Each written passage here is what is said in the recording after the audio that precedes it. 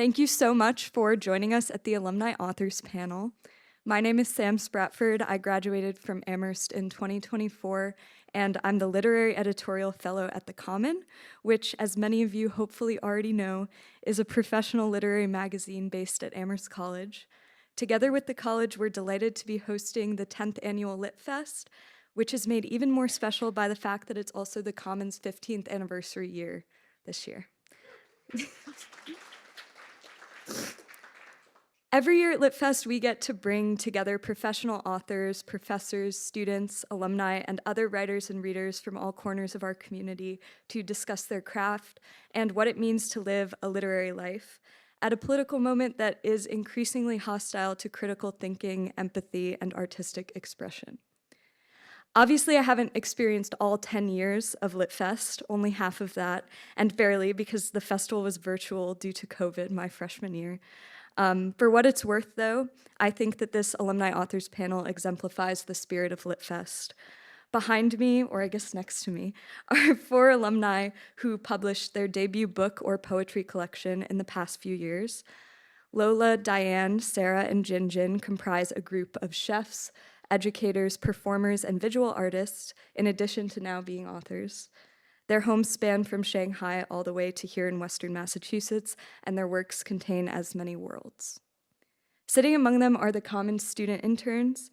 In addition to mentoring Amherst College students in their writing, including JinJin, back when she was here, the Common exposes us all to aspects of nonprofit literary publishing, from editorial to publicity and fundraising work. We publish 2 beautiful print issues a year that usually feature at least one debut work and many emerging authors, alongside writing from places that are rarely represented in English literature: South Sudan, Chad, Jordan, and the US migrant farm worker community, just to name a few. Even more generative than the sheer diversity of perspectives we publish is witnessing just how much human resiliency and literary expression go hand in hand. Time and time again, we see that in the face of censorship and alienation, writers don't back down but create more in order to process, survive, and share their experiences.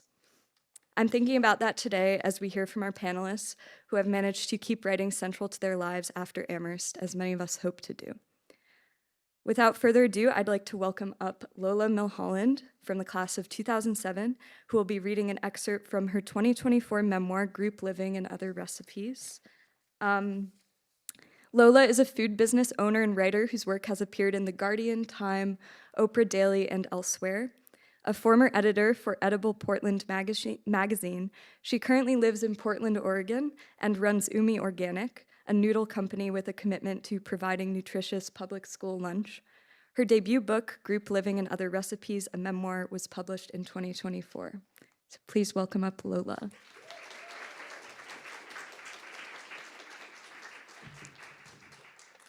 It's such an unbelievable honor to be here today, and graduated in 2007, came back in 2008 for a wedding at the Emily Dickinson House, and haven't been back since. I've been on the West Coast.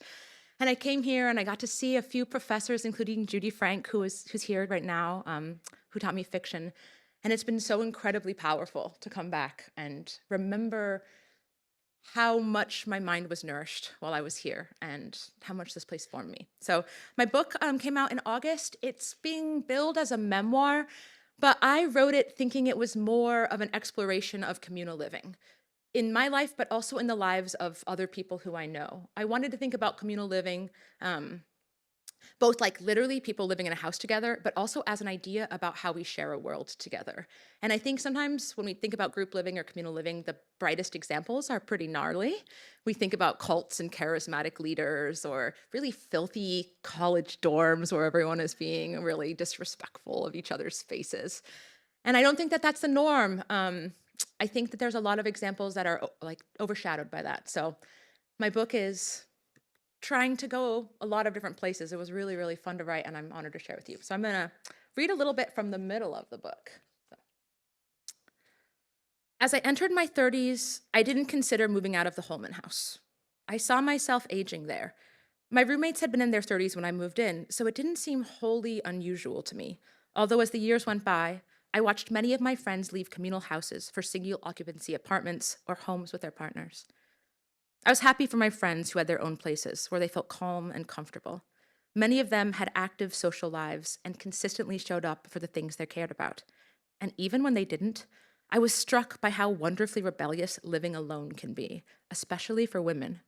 Domestic labor, cooking, cleaning, laundry, caring for children, aging relatives, and partners is still often unpaid, compulsory, and gendered. Women are measured by their service, their smiles, their appeasements.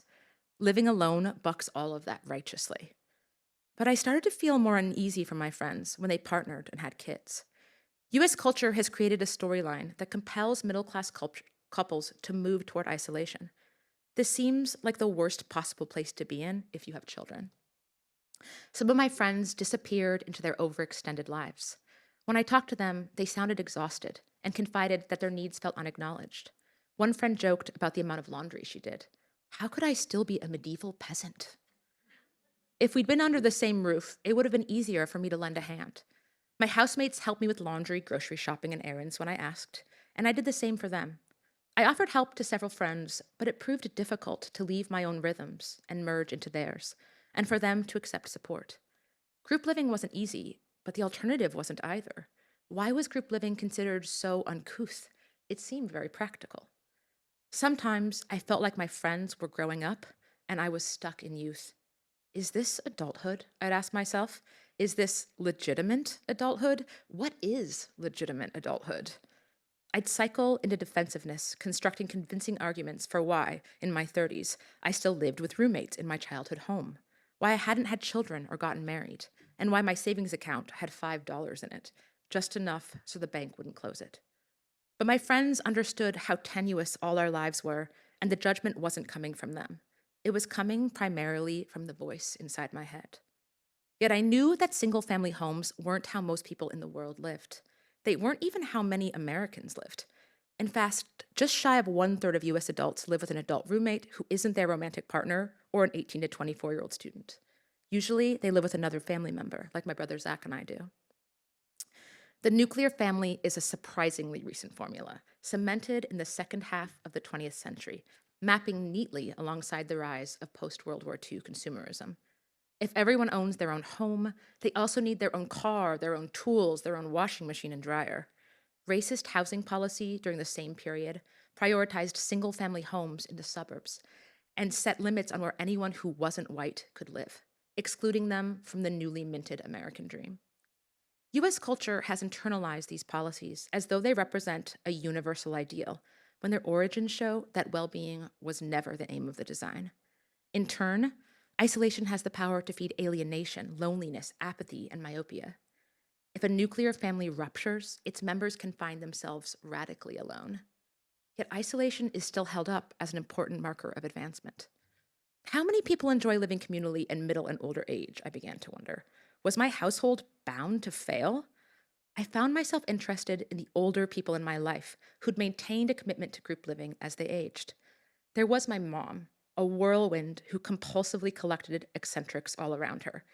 And there were my dad's brother Doug and his wife Nancy, a few hours north of me in Port Townsend, Washington, who'd continued living communally while raising kids at an older age. What was their journey toward group living?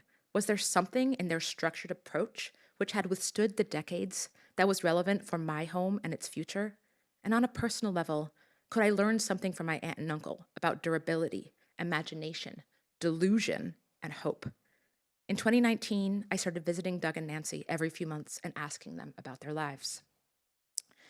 To get from Portland to Port Townsend, I drive north along the west side of Hood Canal.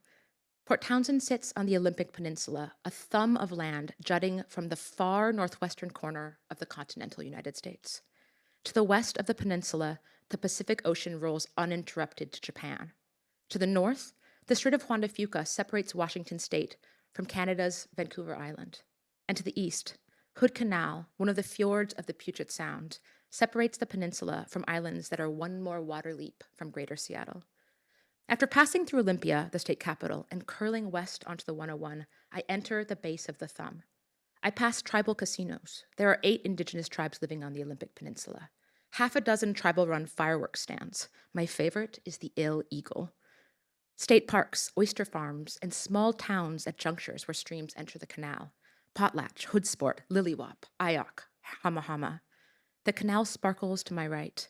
The Olympic Mountains of Olympic National Park, which comprise almost half the land area of the peninsula, tower to my left, their glacier-covered peaks sharp and jagged like molars.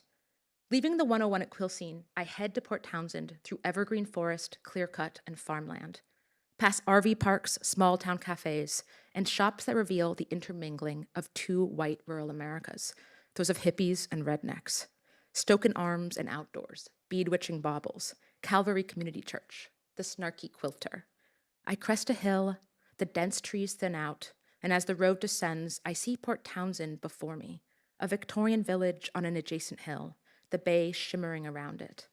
Mount Baker and white-capped volcanoes in the distance. The setting is breathtaking. Continuing north a few miles from downtown, I arrive at Doug and Nancy's house. Their place is always a little unkempt, with piles of paper, books, and dishes on all the surfaces. The wooden floors and tables have a pale roughness, but Doug frequently brings Nancy big bouquets of flowers that light up the room with color. When they wither and fade, Nancy takes them outside to a place she saves only for dead flowers, where she offers thanks to the farmers for growing something for beauty, bugs and birds, and to the flowers themselves for bringing her joy. On one of my visits in spring 2019, I arrived at my aunt and uncle's home and let myself in without knocking.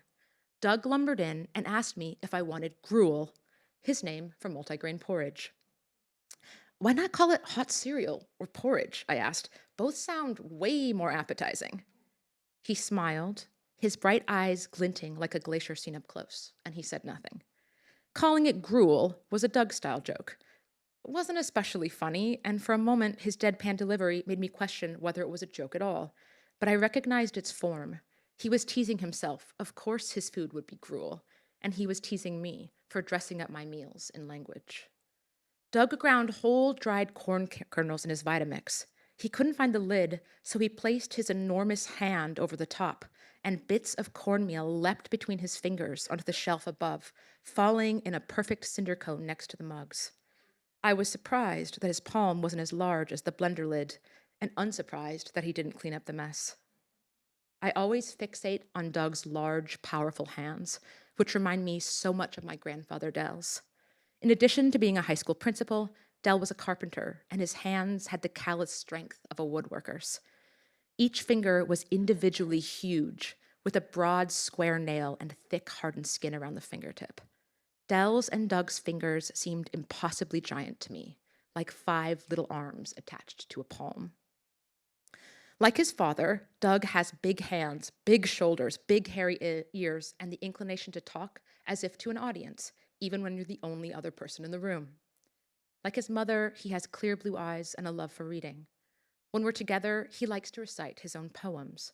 They're always political, always about the human destruction of nature, and he often recites them in something approximating song, which feels incongruous with the angry content. I can't remember the last time I spent a day with Doug when he didn't describe human violence as an existential danger, nor when he didn't demand, to no one, to everyone, to me, his audience of one, a massive cultural shift away from it. I feel somewhat passive sitting across from him. Our conversations are one-directional. I receive his orations, but I don't mind because I find him fascinating. How can one person be such a muddle of righteousness and goofiness? Typically, ranters suck all the energy out of a room, but I feel good around Doug. From my earliest memories on, I felt a distinct energizing sensation in his presence, like standing near a waterfall, the crashing water inside him charging the air with cool electric ions. Okay, thank you.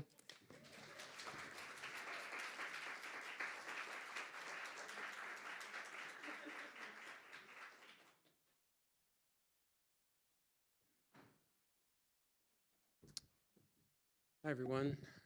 Oh, let me turn this up. Okay. Hello. My name is Aidan. I'm a junior. I'm an intern at the Common.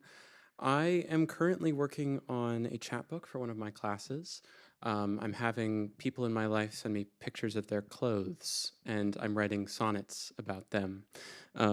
With the clothes, my relationship with them, sort of the intermingling of all that. So I'm going to be reading 2 very short poems from that. Still life, with deer asleep and always earth stirring. The crush of slush under our boots, hoofing toward CVS, and the next flower of our friendship I ask you to pick is a story that isn't sad. And you say, well, yes, of course. How tender your attention. In a poem you wrote, every clump of grass crowns the bald head of the planet, and by stepping on it we impress our praise and kisses. So yes, I've learned a little how you worship. In the story you tell, you are wondering, do deer sleep lying down or not? And later that day came upon one, her legs tucked under the brush and snowbanks and softly asleep. Yes, she's lying down. The birches lighthoused you here to tell you. Of the love the world is, you're a good and prominent portion. Under CVS luminescence, we don't discover any ice cream cake, and so drive to Target and end up carrying back cannoli. And this is all right, maybe a gift. With your questions, your frozen pastries adorning your hands, you're on Earth, and the whole thing answers, of course, of course, of course. This is a different one. Still life with Big Dipper dipped down to scoop us. Yes, your mother taught you better than shit poetry, and your father how to warm your fingers in the folds of his sweater. And yes, I'm stuffed in a sonnet, aiming anyhow to hold from you the cold outside Miss Saigon and the cherries your cheeks bloom from the breeze. Beneath our feet, sheets of ice on the sidewalks let slip, come here, lie down with me. I'm jealous of their saying this, and also how your eyes jump off Jupiter and turn to Saturn so easily. You point out to me planets, I only see stars. Stars confuse me. Especially these days in the mornings when your head lozenges my arm and I understand, goddamn, the sun's a killjoy or at least enjoys setting skin aflame. But then lights on your face all over, and again, I like what light does.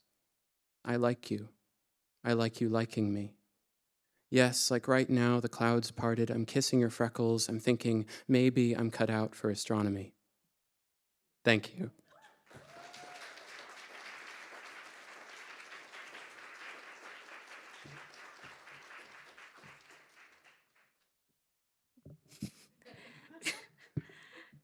Okay, thank you so much, Aidan. Up next, we're going to hear from Diane Exavier from the class of 2009. Diane is a writer, educator, and facilitator working at the intersection of performance and poetry. She is the author of the poetry collection The Math of St. Felix and playwright of Bernarda's Daughters. Her projects focus on what she calls the 4 L's: love, loss, legacy, and land. Diane's work has been presented by the New Group, National Black Theater, New York Historical Society, Brick Arts, and more. She has been commissioned for new play development by Manhattan Theater Club, Lucille Lortel Theater, and the New Group. A 2023 NYSCA/NYFA Artist Fellow in Poetry and 2021 Jerome Foundation finalist, Diane lives and works in Brooklyn.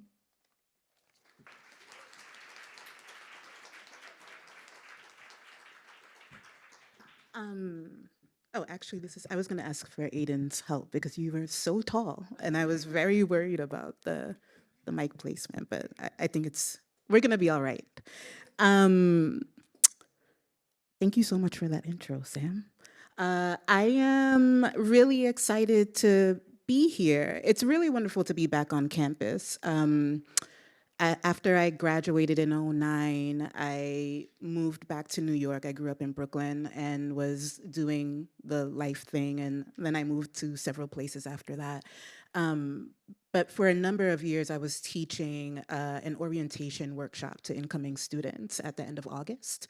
So my memories of Amherst, I think some of maybe the most, the ones that I actually hold dearest are of working with incoming students, as opposed to my very awkward experience as an 18-year-old. I feel like maybe we can forget most of those times. So it's really nice to be back on campus now. And really, I'm amazed at how much it's changed, even from the last time I was here, which was 2022 or something like that. Yeah, so thank you for having me. I am going to read from a section of my my book, The Math of St. Felix, that I don't usually read from. I don't read from this book often. We can talk about this more in conversation, but it came out during the pandemic. And when it was published, I was gonna do a book tour, and the Delta strain had just come out, so it sort of forced my tour to go completely virtual. And there are ways in which that actually ended up being really beneficial. I find it to be a very hard book to read from. And so reading from it in maybe the cocoon or the safety of my own home felt very different from encountering it with an audience. And the subject matter is difficult, sure, but I think the biggest thing is that the language is its own system. And I liken it to like being a programmer, and you program something in JavaScript, and then you go back to access the code, and suddenly you've forgotten JavaScript. And so you sort of are looking at something that you rendered and can't make heads or tails of it. And that's sometimes how I feel about the book. It's frustrating, but I think in a good way. I think I like to be frustrated in that way, and I think it's always changing on me because of that. So I'm gonna stop disclaiming and try to get into it, because I'm also trying to self-sabotage and see how much I can get away with before I actually have to get into it. We can also talk about that later. Self-sabotage. Highly recommend it. And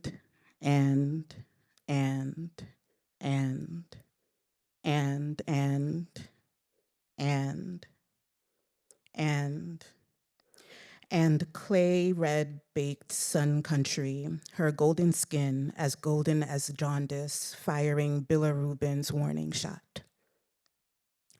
Half a year after the Passion, I dream the Milwaukee Bucks are playing the Boston Celtics in Game 2 of the second round of the NBA playoffs.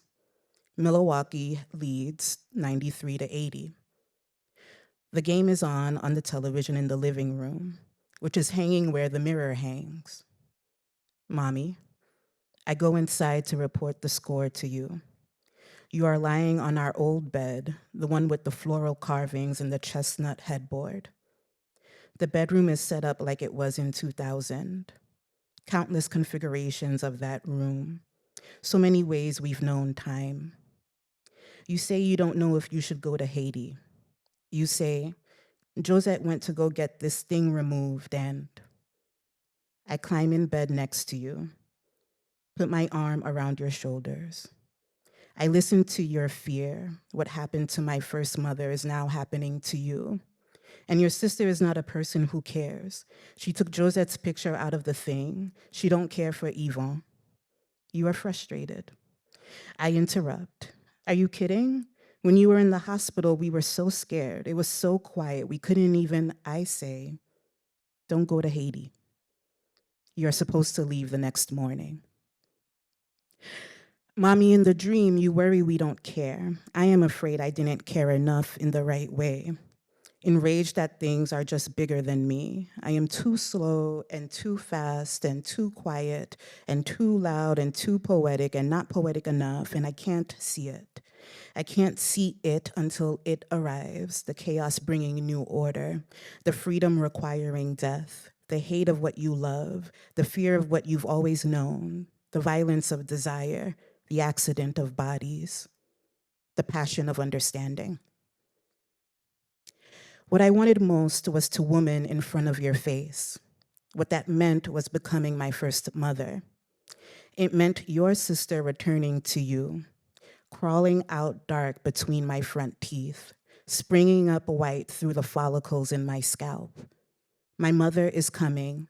My mother is here. You, so happy to see her that morning at Brooklyn Methodist. The sandwich your daughter bought the afternoon before still sitting in your belly. Fury at the three fish for not saving you from the violent night. We are always too late. We speak too fast. We don't answer our phones. We roam the streets. We stay in bed and half an hour too long. We take our time getting ready. We don't want to wait for the bus. We plan lessons. We send emails, we watch television, we are tired, we won't admit it, we think we can take it, we think you can take it, we arrive too late. Your sister is clawing between my teeth. We can't stop it. The nurse is not doing anything to stop it. We don't care because our nurse is on her way from Queens. We are good.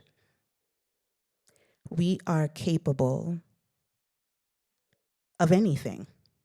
We are good. We can do anything. You say, Tijo, my sister and I know we cannot pull you back. We are small and the prednisone is too big and livers are so important and it takes too long for the B69 to arrive. And we have work tomorrow and we have work the next day and you don't look like you're in pain and the doctors think they have this figured out and they've gone to school for many years and those many years tell them that this is the course of treatment for a case like this, just like any other case.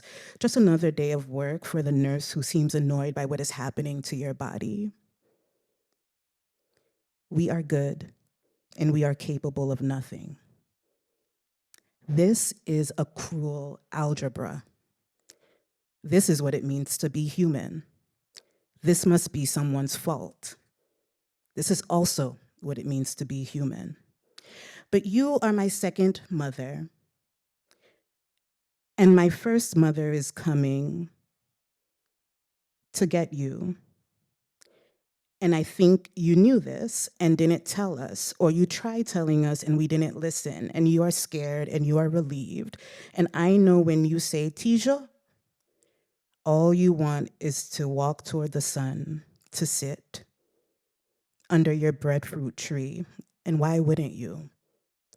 It's a Sunday at the end of September, and your daughters have showed up at your side too late. And then I'm going to read something just from a little farther in, just like a really short page of it, because we have to keep things moving. I'm mostly reading this one because it's like a math formula that I don't understand. And I think if I say it out loud, it'll like help me understand it. Morning be a submarine then.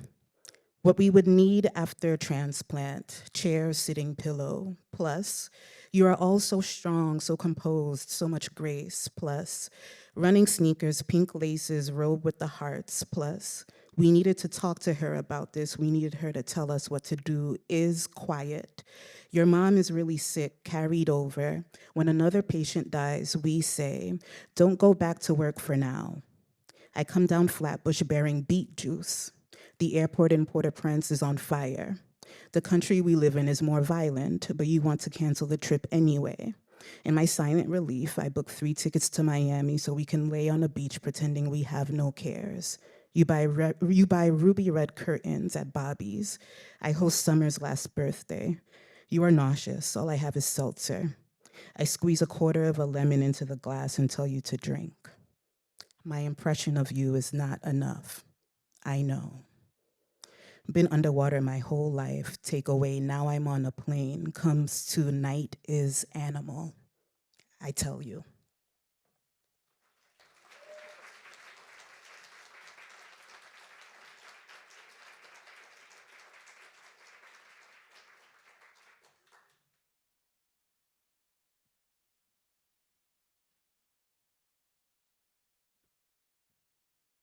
Hello. This is what I do every year. I'm the graphic designer here, so I'm the local non-English major, and I don't have any of my own writing to share. But this is going to be the little ad for the Common.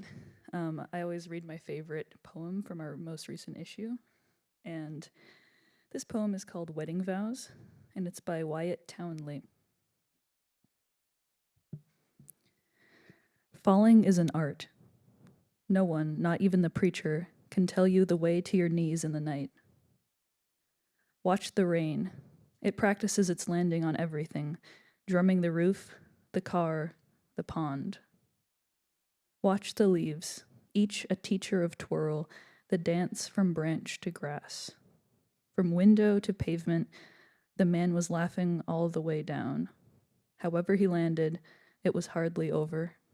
Now he's called wise. Walking is falling forward, running is falling faster. Watch the dark. It falls so slowly while the sun yanks the rug out from under you. At night, some fall over, a book into a story. Some fall for each other. We have fallen all the way here. We could do it in our sleep, and we do. We do. Thank you.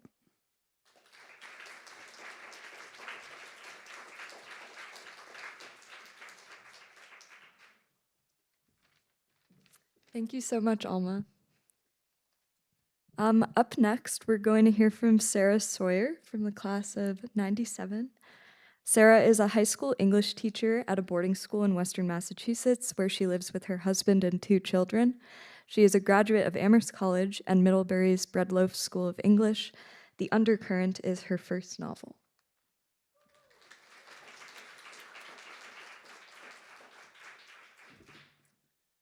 Thank you. I want to say thank you to Jen Acker for inviting me and for my fellow class of 97 people for coming. I also want to say that I forgot my peepers because of some elaborate car choreography that was happening today. So I don't know. Maybe I can see the page and maybe I can't. We'll see. I'm going to read from the beginning of my novel called The Undercurrent. In this scene, we hear from a girl who is about to disappear. We don't hear from her again until the end of the novel. When I say the Gulf, I mean the Gulf of Mexico.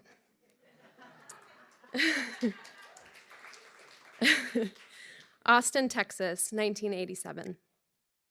A girl leans on a metal guardrail at the edge of a brown field. She will not stand here again. She knows this, so she is trying to notice everything. The tall stalks of grass turning into thick stitches of coral and gold, the sun a dark orange marble rolling past the clouds. When she looks down, she sees her toes curling in the gravel, the dents from the hot guardrail burning the soft undersides of her forearms. If she stays here facing the field, she can't see the bulldozers perched like yellow vultures in the cul-de-sac behind her. She is not allowed to go past the guardrail into the field, even if no one is watching. She has, obviously, because she is 13, not a baby, and because cutting across is a shortcut to school, and because she loves this field. Its unexpected dips and anthills, the birds that dive open-mouthed across its surface, the snake skins and velvet butterfly wings she finds on its winding paths. In spring, it is covered with bluebonnets that spread in front of her, undulating and tipped in white, just as she imagines waves might be. When they bloom, she thinks of her 5th grade Texas history unit, the textbook splayed on her wobbly desk, 20 hand-drawn maps lining the classroom walls. They studied oil first, then gold, then the vaqueros and the missionaries, and then her favorite, Mrs. Lady Bird Johnson, driving from Dallas to Austin to San Antonio, tossing seeds out of the window of her Lincoln Continental with long, glamorous arms.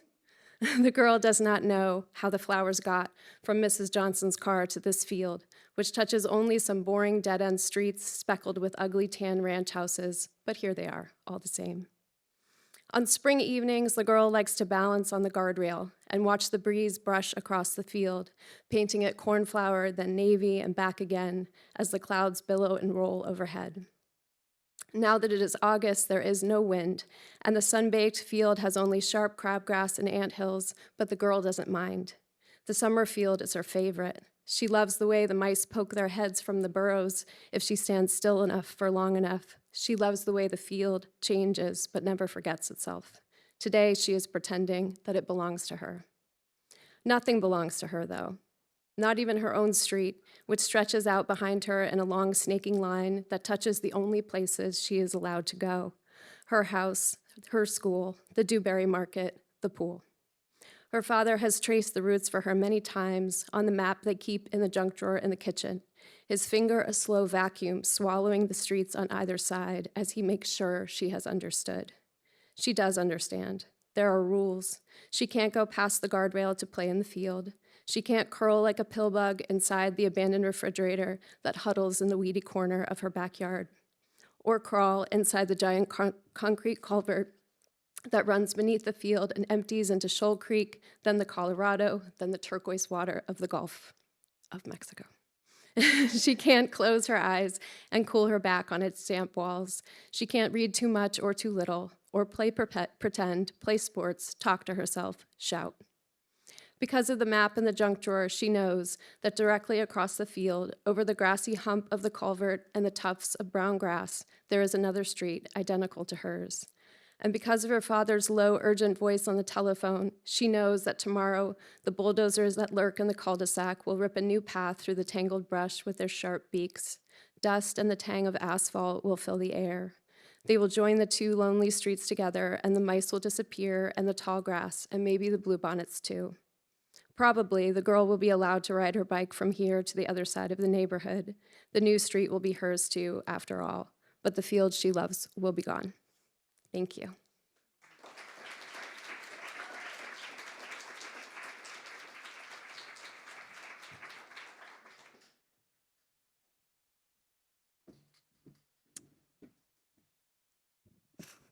Just tilt it a little further down.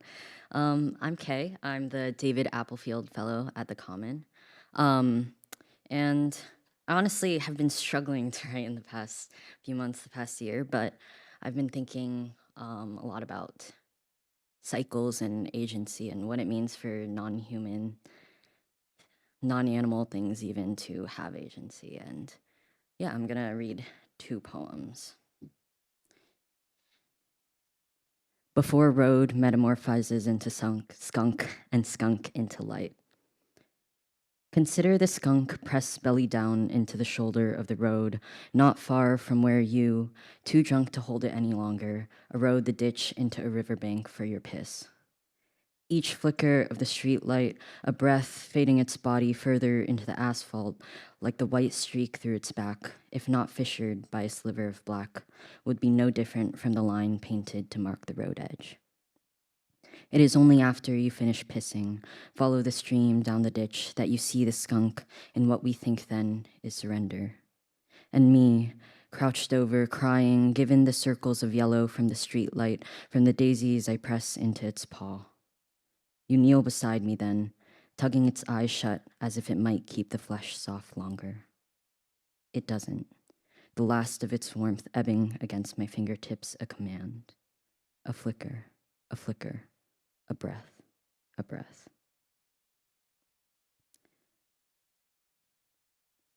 In my dreams, my mother is reincarnated as a magnolia tree. One is the flush edge of the sun my mother blooms beneath. I let a petal mold to the bottom of my tongue, look up and see everything drip pink like the sky is a silhouette of my belly, of the wound there that my love unfurls from. She bows when the sky stops spilling, molds herself into a basin to drink from. Something is always dying, I say. Of her petal, she makes a river that pours from my tongue, laps up the excess. I puff out my cheeks then, cup them, and remember the way she taught me to store my breath. Here, my body is not a body, but rain. I bathe my belly in the sunlight to warm, to press against hers until red screams from the rooftops.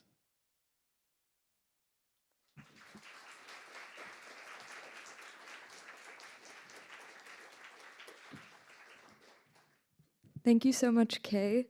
Our last alumni author that we're going to hear from is JinJin Zhu from the class of 2017. JinJin is a poet and artist based in Shanghai, New York. She is the winner of the Poetry Society of America's George Bogan Memorial Prize and was named by Forbes China as one of the top 100 most influential Chinese in 2023.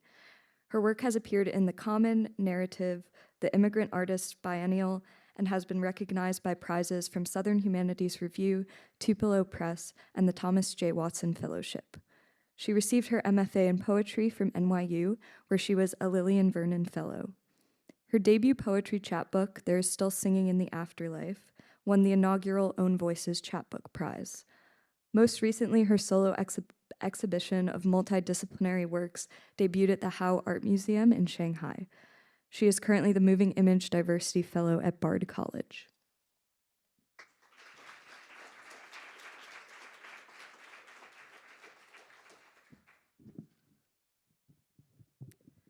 Wow, I'm so happy to be here with all of you. And I see all my professors who have nurtured me. All my poems exist because of you and Jen and the Common, where I was an intern and where I first learned to read my first poems.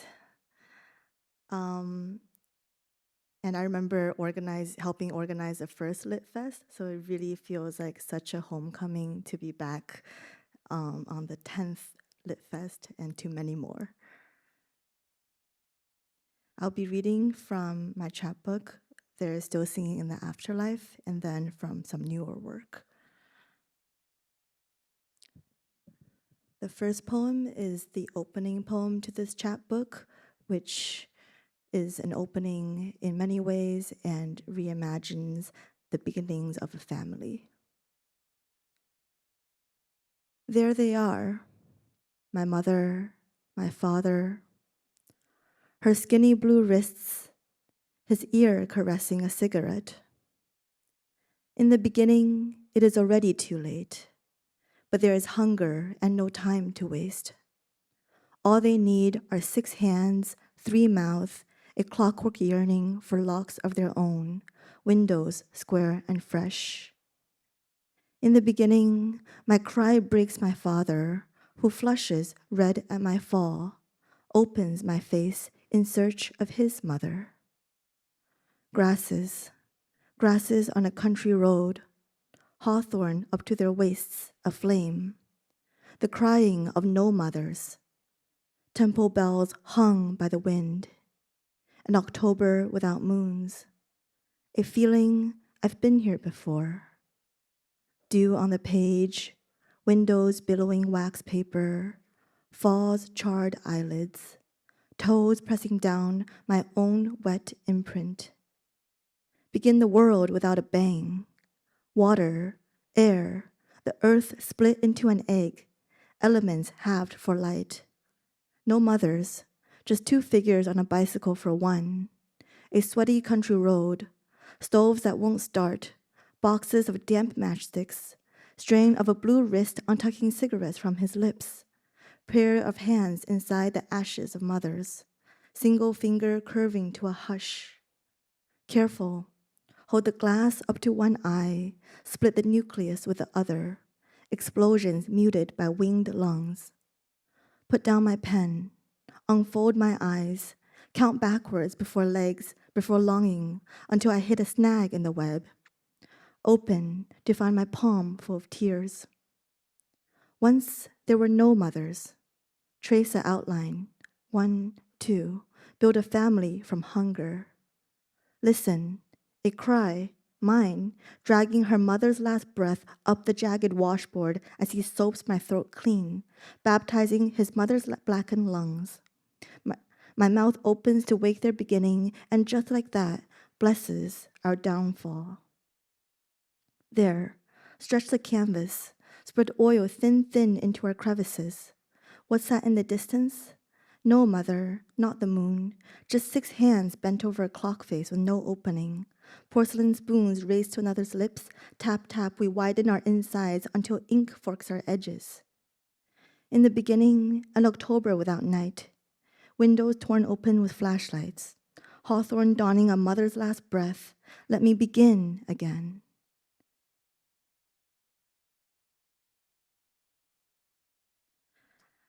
The next poem I'm going to read is called To Your Brother Who Is Without Name. And I wanted to read this poem here because it takes place in Amherst, and it's a poem I wrote in mourning and in memory of my friend Hope, who I found out had passed away the day after I graduated. And he went here as well, but for the longest time, his family for many reasons, didn't want his name to be known. So there are a series of poems in here that deal with this grief and what does it mean to mourn someone when you cannot say his name.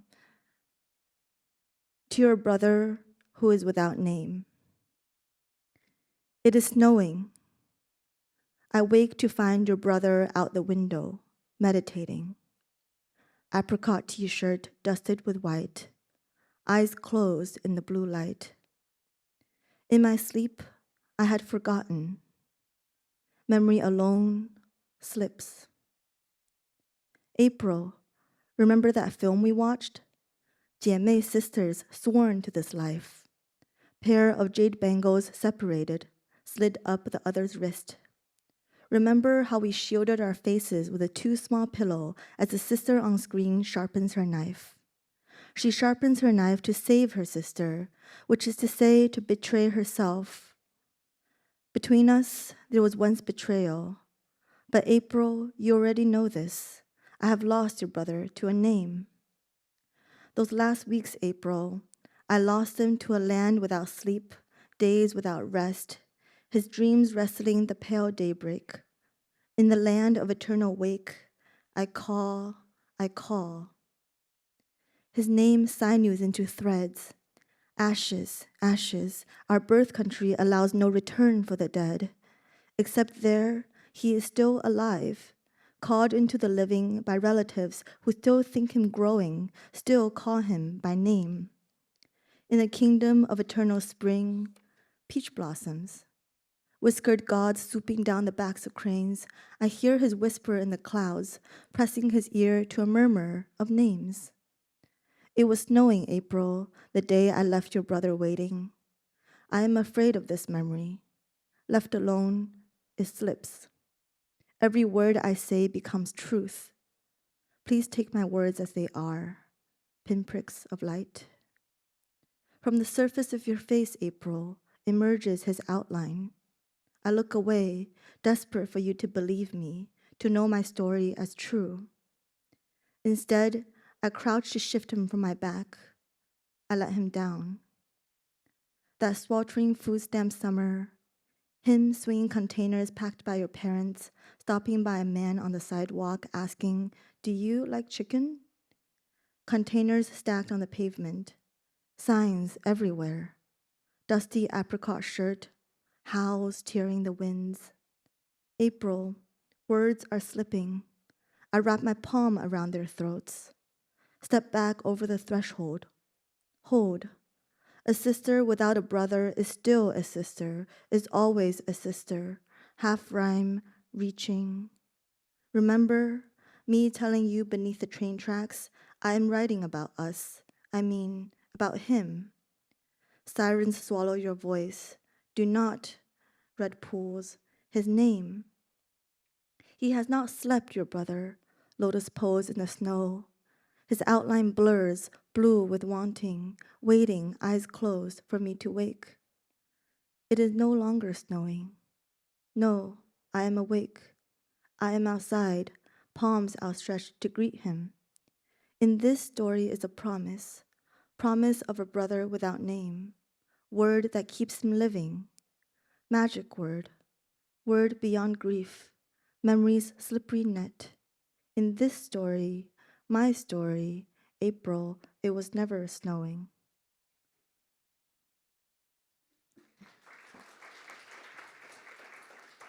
Thank you.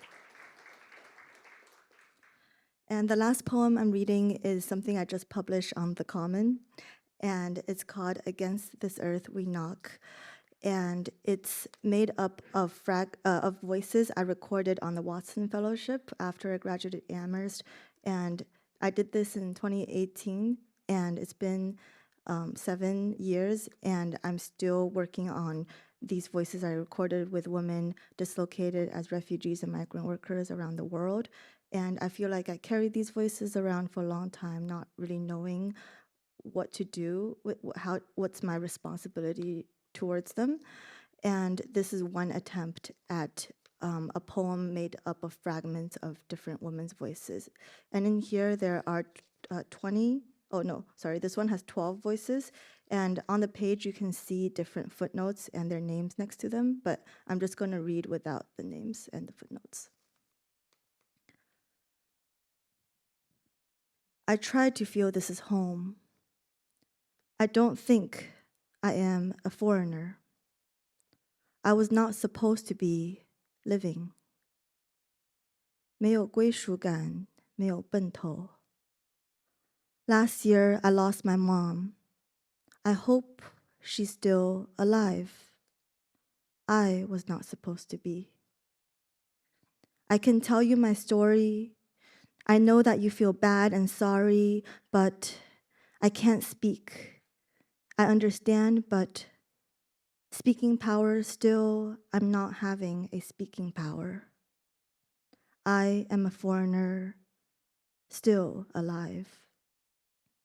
Ask me a question. I could pretend like a mad person. That was the only chance I had. Enough, enough. Nothing is like home. Every day I lose my will to wait more. 让我活下去. I dreamed, still alive, not to get separate from them. At some point you realize you don't actually have any power. 当时我很想家，真想家. I try to feel, still I try. Thank you.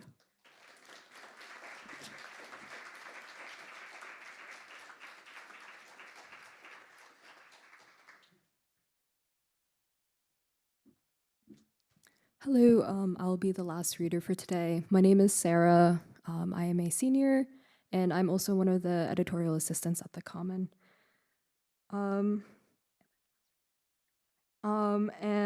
I am reading an essay that will be published on the Common. It's called "A Tomato Behind a Glass Cage," and I will be reading a short excerpt from it.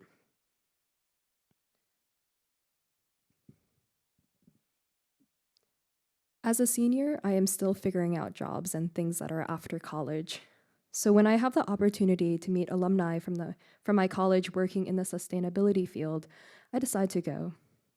Our group of students journeys to Boston, and when we get off the bus, the icy snow pinches our tender cheeks and exposed hands. We visit an alumna who invites us inside her living building certified dojo, certified in its ability not just to be self-sufficient, but to give excess energy back to the environment. Everything in the building is either recycled, repurposed, or salvaged. An outside garden is fed by compost made from bodily waste.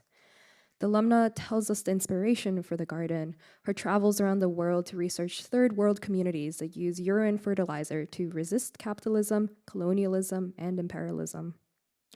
She becomes quite close to these communities she's visited and lived with. She has even written a book about it. Isn't this incredible, the alumna tells us, that urine works as a fertilizer? In the house I grew up in, a small white bucket of urine sits inside the bathroom. My mother would always complain, the urine stinks. But when she removed the bucket, my grandmother would put it back the next day. My grandmother insisted on watering her garden with this collected urine. Her plants grew not in rows, but in an assortment of chaos. Her tomatoes were larger and redder than the ones in the grocery store. Still, despite the beautiful tomatoes, the white bucket used to be the cause of many sleepless nights. The bickering became background noise, floating up from the first floor, my mother carrying away the bucket during the evenings, and my grandmother protesting. Listening to the alumna, I imagine the dojo as a zoo. Its organic wooden walls fall away, glass walls materialize, and our group of students turn into tourists. We press our grimy fingers against the clear windows to stare at my grandmother.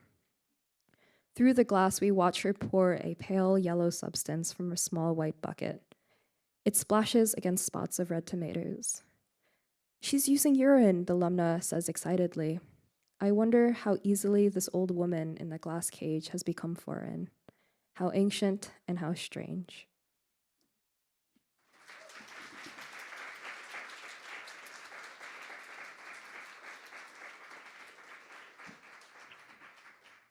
Thank you so much, Sarah.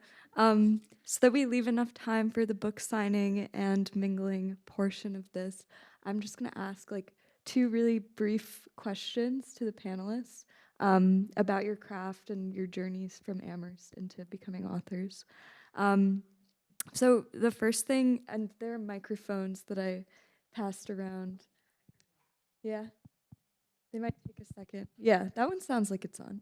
Okay. And you can answer in whatever order you want. But first, I was curious whether there were experiences that helped each of you get to the point of publishing a book that you'd recommend to, students here in the audience or on stage who are hoping to become writers. I'll start since. Hi. I started running a food business, and that really consumed my life. And it was very challenging. And I discovered that writing was something that was giving me a lot of pleasure and a lot of sense of nourishing myself. And at the same time, was literally impossible to do while working my job. And so for me, something that I did was that I began to both apply for residencies and just create my own times where I would be alone and could work on my writing. And I discovered that if I could get away for enough time, I would begin to make things that I didn't know I could make. And so I think that even though I felt underconfident about, the decision, I did believe in myself and I invested in myself with time. And I'm really glad that I did. Yeah, that's that's a really great point, because I think that's something that I was thinking about when I wrote my book, or when I was working on it. I wasn't trying to write a book to get it published. I had experienced something that was so catastrophic that I felt like the only way to recover was to write through it. But I needed a scaffolding in order to do it, and I think, I did okay here at Amherst, but I wasn't really making the most of my resources. But I think something that I was able to do was feel like as an adult, I can just always be a student again. And I ended up taking a poetry workshop in New York and really had to humble myself and say, it's okay to just want to do this for myself. And that I didn't need to be a super overachieving best poet in class. And I think being an undergrad, I feel like that's a lot of the pressure that I put on myself. If I'm gonna do something, I have to be the best at it. So maybe something I would say is to give that, find ways to give that up and just do something because of that impulse that you have to do it, as opposed to that feeling of success or approval or achievement that you might be thinking about in the future. I did the same because it was an emergency, and then all of this other stuff ended up happening from it. Yeah, I think I would agree in that. I think that writing is one thing and publishing is an entirely different thing. From my experience and just talking to other writers that I know, it reminds me a little bit of baseball. It's a game of failure in a lot of ways. You might put a lot of things out there, you might not get anything in response. And I didn't write at all or begin to write because I thought I would ever get published. I just started to write because I had a story that I just kept thinking about, and I thought, and probably because of going to Amherst and just generally being a curious person, I sort of thought, well, why wouldn't I be able to do it? But it wasn't because I wanted to publish it or even thought it was going to, and that is not this book at all. And then once I started to do it, I thought, well, maybe I can do it a little bit better, and maybe I can do it a little bit better. I'm sort of a competitive person. So once I've produced enough bulk, I was like, well, I should probably send it somewhere. But I think that, if you try to get something published, you're going to hear a lot of no's, just like if you go up to bat, you're going to miss a lot of the time. And I think to kind of get the ego out of the way is really important, and just understand it just has to do with a market or whoever read your piece at that moment, or whatever the case is, and it often has little to do with the quality, unless you've written the great American novel, which I love my book, but it's not that. So I think to me that's an important thing, is to produce enough, and to live in the joy of producing it is the most important thing. I've had a lot of fun publishing the book, but I had the most fun writing the book. So that's what I would say. I work in a lot of different mediums, and perhaps as an escape from the other medium I was working on. So if I work on a poem, it's not really working, I think of maybe a film or a sound installation or a performance. Like everything kind of flows together for me in various different containers of what it might become. And I think I'm always trying to be comfortable with this process of becoming and how the form it takes may be an unknown form to myself, and which is why it's always flowing between these states and perhaps in a constant state of flow in that sense and ongoingness. And but that could also be an excuse of not trying to finish a poem. But I think that's what's so beautiful about the poetic form too, where I don't ever think about it as a final product, as a book form, until I've accumulated enough where the book emerges on its own in a way. Like each poem came from me living my life and the joy with friends and family, like things that that inspire you throughout your life maybe makes up the individual pieces. And then I really actually try to resist that like very capitalist impulse of thinking of it as a product, and especially the anxiety of thinking, oh, all my friends have a book, where's my book? But like that's actually not why we write at all. And I don't think it's productive to think about the final product before you, why are you still working on what it might even be? It doesn't even have to be a book. I also find a lot of comfort thinking about some of my favorite authors who's only written one book, but it's the one book that I love. And it only has to be one thing in your life, you know? Well, yeah, Good thank news. you guys for those perspectives.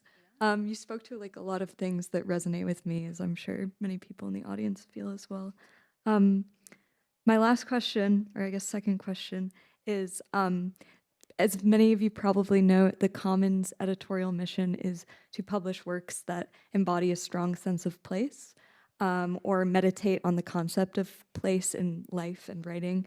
So I'm wondering if each of you briefly could talk about how you understand the role of place in your writing, or how you feel your writing has been shaped by specific places. Well, I just want to say that it was so cool and like fascinating to hear everyone read, because place is so prominent in all of your work, and like even like the artifacts of place. So like even thinking about like clothing or like things like that. I'll say for myself, I have like a really terrible sense of direction.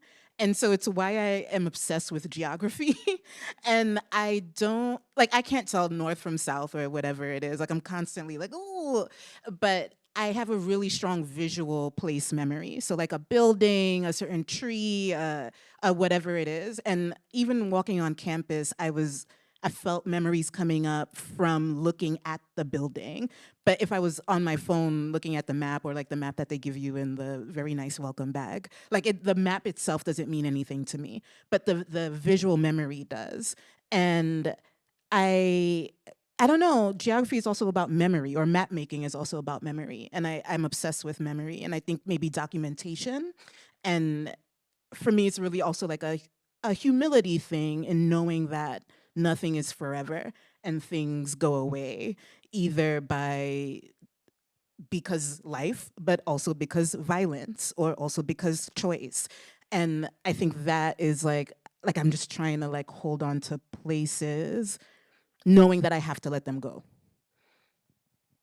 Yeah, this novel is really steeped in place in it. I moved from Texas to Philadelphia when I was 10 years old, and I experienced it as a violent change. And when the novel begins, the novel is really about girlhood. It has a disappearing girl in it. And two things I'll say about place. When my brother read the opening piece, basically what I just read to you, he was like, "Did you like make anything up, or are you just describing our childhood?" Because it really is just me describing the street where we grew up. And the second thing is, my editor was from Connecticut and clearly had never been anywhere near a dead-end street in Texas, and she kept being like, "Do you mean a cul-de-sac?" And I was like, "No, I do not. I mean, they just stopped the road because they ran out of interest or money or whatever." And she's like, "So a cul-de-sac?" I was like, "No." And when they tried to do the cover, they kept putting these like I don't know, like New Hampshire farmhouses on the cover. And I was just like, no, that's not. And I was so grateful that they consulted me, but also so just kind of horrified by the idea of publishing a book with a New Hampshire farmhouse on it that was a Texas ranch house. So I was really happy when this is what we came up with. But yeah, I felt really like place was so important to the story. And you know, that it's almost its own character to me. And maybe that's like novel land or just creative fiction land. But yeah, I felt like it was incredibly essential for sure. I think place for me is so tied in with language, and because I grew up in between, I grew up in Shanghai and I moved to the U.S. To go to Amherst. So Amherst was the first place I really was writing in English, and there is such. I felt so exiled from my Chinese upbringing, but it's also a sort of freedom from the constraints of being surveilled by my parents and being able to write away from that self I had left behind. So place for me is so tied into the way I write and think about being perceived and the freedom I have on the page. But at the same time, the surveillance is not only from my parents when I write in Chinese, because I've dealt with a lot of censorship from the state in China. So I think a lot about the kind of things I write in Chinese or in English, and it's always a choice of what I choose to write in these various languages, but also in the space between these languages. And it's always a tension of sometimes, mostly not by choice, of trying to write in between the two languages, the two countries, the two ways of being in both places. I love this question. I'm so fascinated to hear all your answers. I think sometimes when I think about place, I don't think about a geographic location, but like the feeling that you have and the culture of being in a certain place. And a lot of what I thought about while I was writing was around the actions of giving and receiving, the necessity to give into a place and receive from it, and how we have relationships to places. And those relationships are different than our relationships to other humans, but they are relationships all the same. Places change us, and we also change them, even if it's only one part of a web that's changing a place. And so I think a lot about that action of giving and receiving as like a shared breath that we are taking with the places where we live, and what it means to, like, I think we forget that we are in relationship to the places that we're in. And so I wanted to feel the places in my writing, and I love to feel the places in other people's writing. I love to feel that as like part of what is shaping really who they are and also what they're giving back into it. So Thank you guys so much again. Little round of applause.